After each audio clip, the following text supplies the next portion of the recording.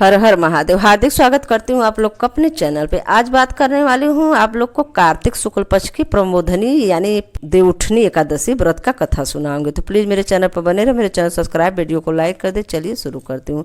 ब्रह्मा जी ने कहा, हे मुनीश्वर श्रेष्ठ, गंगा जी तभी तक पापनाशिनी है जब तक प्रमोदनी एकादशी नहीं आती।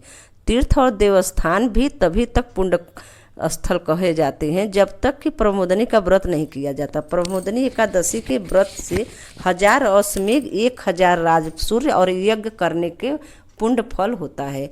ब्रह्मा जी के ऐसे वचन सुन नारद जी ने कहा, हे देव, एकादशी में एक बार भोजन करने या न करने का फल क्या होता है?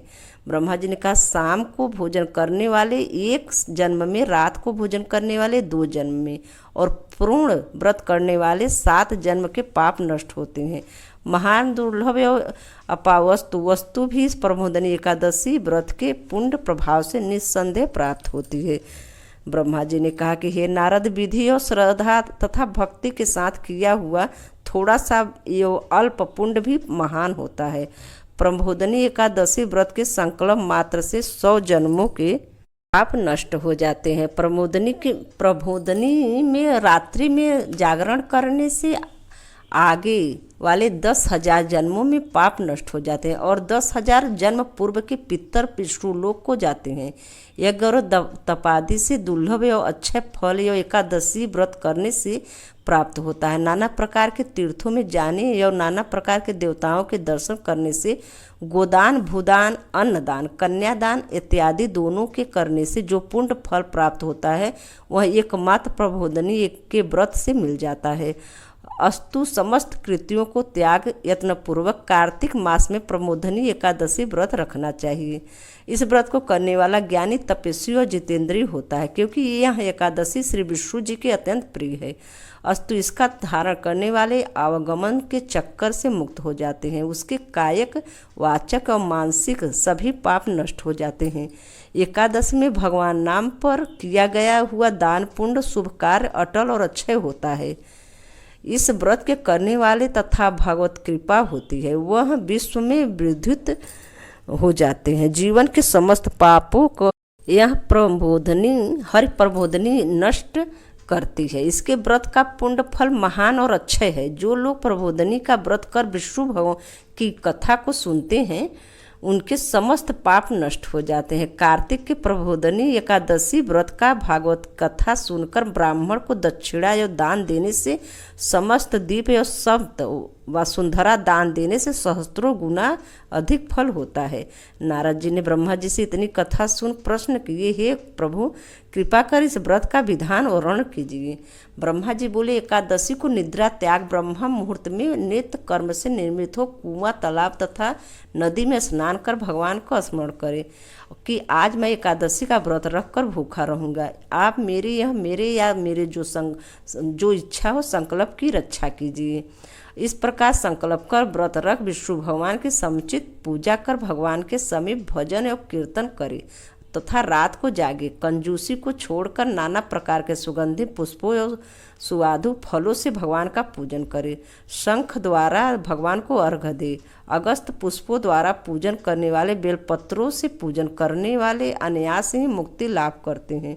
कार्तिक मास के शुक्ल पक्ष के प्रमोदनी नामक एकादशी का व्रत रखकर भगवान का पूजन तुलसी दलों द्वारा करने से सहस्त्रों जन्मों के पाप नष्ट हो जाते हैं। कार्तिक मास में तुलसी का पौधा लगाने, उसे सींचने और सेवा करने से, दर्शन करने मात्र से जन्म जन्मांतर के पाप नष्ट हो जाते हैं।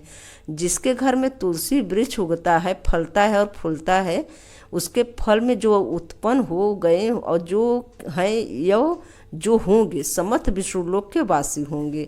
कदम पुष्पों द्वारा भगवान का पूजन करने वाले यम यातना को नहीं भोगते, क्योंकि भगवान विष्णु कदम के फूलों को देखते ही प्रसन्न हो जाते हैं।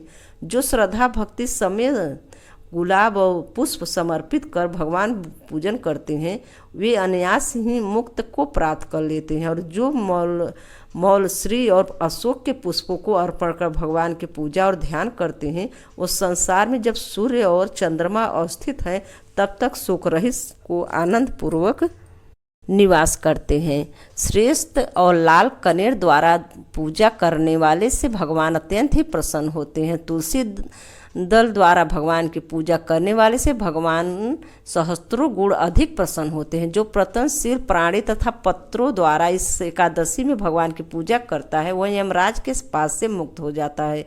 वह चंबक पुष्पों द्वारा भगवान की पूजा करने वाले जन्म मरण से रहित होते हैं। स्वर्ण निर्मित केतकी पुष्पों द्वारा भगवान की पूजा करने से कोटि जन्मों तक नष्ट हो जाते हैं, पाप का नष्ट हो जाता है। श्वेत एवं पीत और लाल कमल सुगंधित फूल लाकर जो भगवान को अर्पण करते हैं श्वेत पीत और लाल दीपों में वास करते हैं।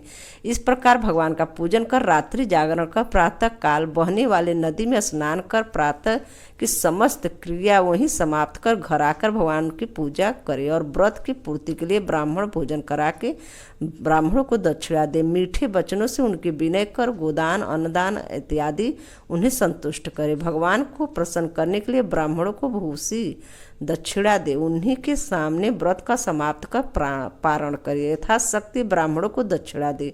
रात में कथा सुनाने वाले या कीर्तन करने वाले ब्राह्मणों को भली प्रकार स्वर्ण युक्त बेलों की जोड़ी का दान करे। धात्री से स्नान करने वाले को दही और मधु दान करना चाहिए।